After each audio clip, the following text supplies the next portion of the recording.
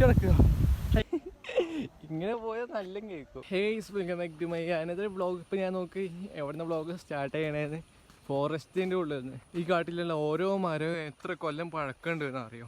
പണ്ട് എൻ്റെ അച്ഛനൊക്കെ ഈ കാട്ടുകൂടെ കിടക്കുമ്പോൾ ഈ കാണുന്ന അധികവും മരവും ആ ടൈമിലൊക്കെ ഉള്ളതെന്നൊക്കെ പറയും. നല്ല കാറ്റ്.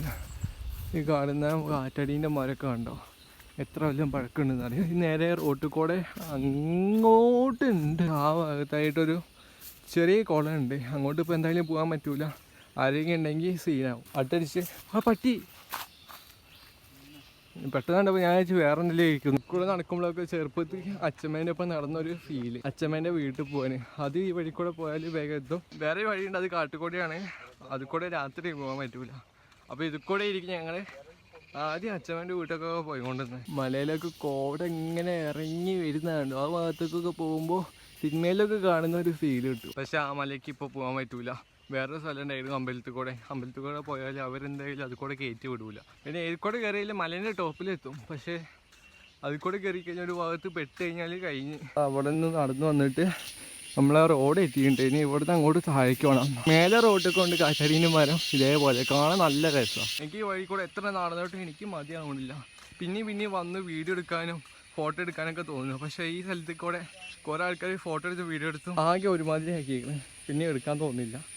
സ്ഥലം ഞാൻ കാണിച്ചുതരാം. അവിടെ വരുന്നവർ എന്തായാലും ഒരു ഫോട്ടോ പോലും എടുക്കാതെ അവിടെ നിന്ന് പോവാറില്ല.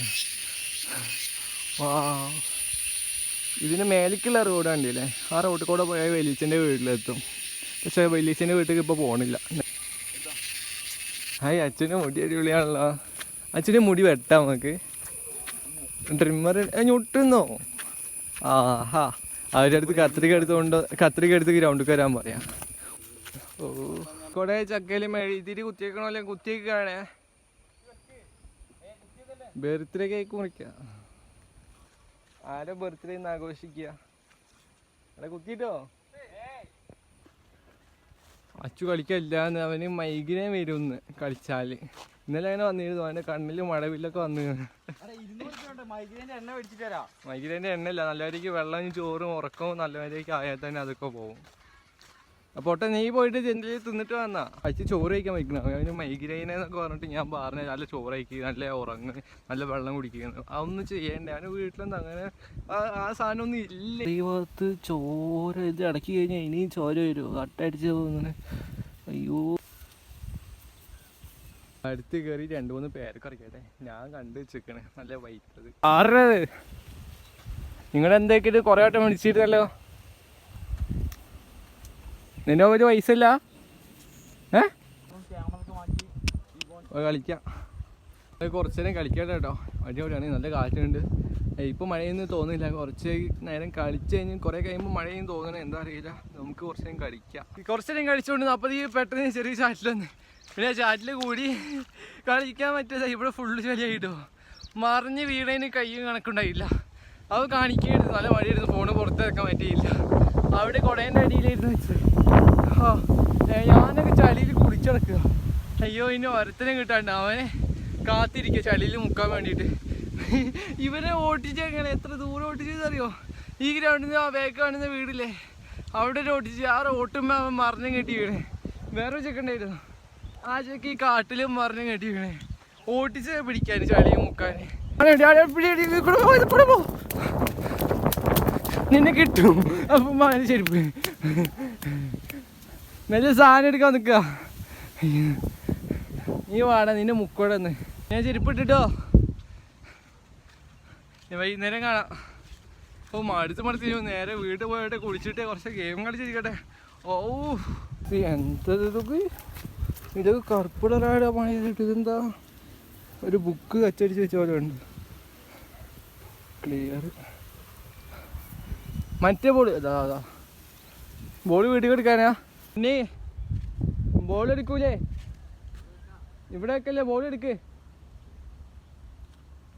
കേട്ടോ. ഇല്ലേ, അടിപൊളി. ഇനി എന്താ ഷർട്ട് ഇങ്ങനെ ഇട്ടേക്കണേ? ഇങ്ങനെ പോയാൽ നല്ല കേൾക്കും. തോട്ടൊക്കെ നീന്തിയിട്ട് പോവാ. അത് അച്ചൊക്കെ അതവിടെ.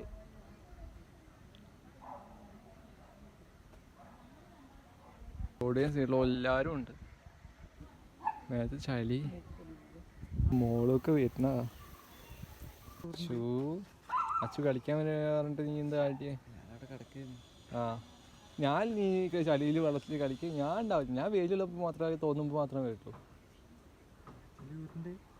ഉണ്ണി അവിടുന്ന് ബോൾ എടുത്തില്ല റോഡിന്റെ സൈഡിൽ പോയിട്ട്. എന്താ ഇവിടുത്തെ ഈ വളം വിത്തേട്ടെ അച്ഛ. അയ്യോ എന്റെ തല എനിക്ക് തലയില്ല. ഒരു ഫേസ് ഉണ്ടല്ലോ പക്ഷെ അവർ നമ്മളെ കാണും. ആരെയും കണ്ടോ? ചർച്ചയിലോ അവിടെ അടി എന്തിനോ ഉള്ളതാണ്. അങ്ങനെ ഫുള്ള് ചളിയായിട്ട് കാല് ചളി ചെയ്താൽ കയ്യിൽ പച്ച കുത്തിയ പോലെ. മെല്ലെ കുടിച്ചിട്ട് കുറച്ചേരം ഗെയിമും കളിച്ചിരിക്കാം. ഓ എങ്ങനെയാ വീട്ടിലെത്തിയിട്ടോ കുടമെല്ലാം കൊണ്ട്. അല്ലെങ്കിൽ നമ്മളെങ്ങനെ വരും? ഞാൻ കുടിച്ചു കഴിഞ്ഞ് വന്നേണ്ടേ എന്നിട്ടാ ചോറ് കഴിക്കുന്ന കേട്ടോ. ഇതാ നല്ല തക്കാളി ഉള്ളി കറിയും പിന്നെ ഉണക്കമീൻ ചുട്ടതും കാന്താരി ചമ്മന്തിയും. ഇപ്പൊ മൊബൈലിൽ ചാർജ് ഉണ്ട്, അത് തണുക്കുന്നുമുണ്ട്. പുതപ്പിൻ്റെ ഉള്ളിൽ കയറിയിട്ട് ഗെയിമും കളിച്ചിരിക്കണം.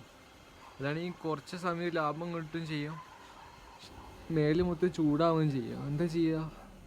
അകത്ത് അധികം പിടിച്ചില്ലാത്തതുകൊണ്ട് ഞാൻ പുറത്തേക്ക് ഇറങ്ങിയത്.